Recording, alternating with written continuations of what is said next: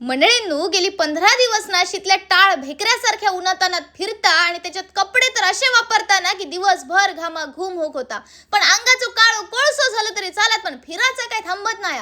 तर मंडळी, त्या दिवशी सुरतवरनं घरा गेले आणि स्वतःच आरशात बघत होतोय, तेव्हा जाणवलं की अरे बाबा, तू जेवढा होतास ना त्याच्यापेक्षा पण जास्त काळा पडलास. मंडळी, माने, थोबडा, कोपरांका, पायाच्या घोट्यांका एवढं काळसरपणा इलेलं ना की म्हटलं आता काहीतरी करूच लागतं. आणि म्हणूनच मी Amazonवरनं ऑर्डर केले सिओल स्किनचं kojic acid and rice water soap. तर म्हणजे ना, ह्याच्यात असलेला कोजिक ऍसिड ना skin brightening, pigmentation, dark spot reduce करूक मदत करता. म्हणजे साबण वापरूच्या आधी माझे हात, पाय, मान काहीशे असे दिसत होते, पण गेले 15 दिवस कंटिन्यू मी हे साबण वापरते. आणि म्हणजे तुमका पण माहिती आहे, शितल्या अलिबाग दौरा करून इला, सातारा दौरा करून इला, नाशिक दौरा करून इला, आणि एखादं नवीन लगीन झालेलो हो कसं बायकोक सगळीकडे फिरवता, तसाच मी या साबणाक सगळीकडे फिरवत होते. तर मंडळींनो, ह्या सिओल स्किन सोप मध्ये नायासिनेमाइड, ग्लुटाथायोन आणि राईस वॉटरचा पॉवरफुल कॉम्बिनेशन आहे, जो टॅन रिमूव्ह करूक मदत करता. तर मंडळींनो, आता तुम्ही पण म्हणशाल की कधीच थोबडाची काळजी न घेणारा शितल्या ह्या साबणाक एवढं सिरियसली कसं काय घेता.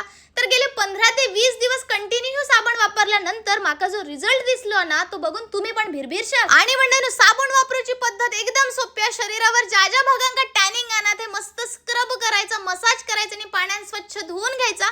आणि म्हणजे 15 दिवसानंतर तुम्ही रिझल्ट बघू शकतास. मी बिफोर आणि आफ्टरचे पण फोटो ऍड केलेले असतात.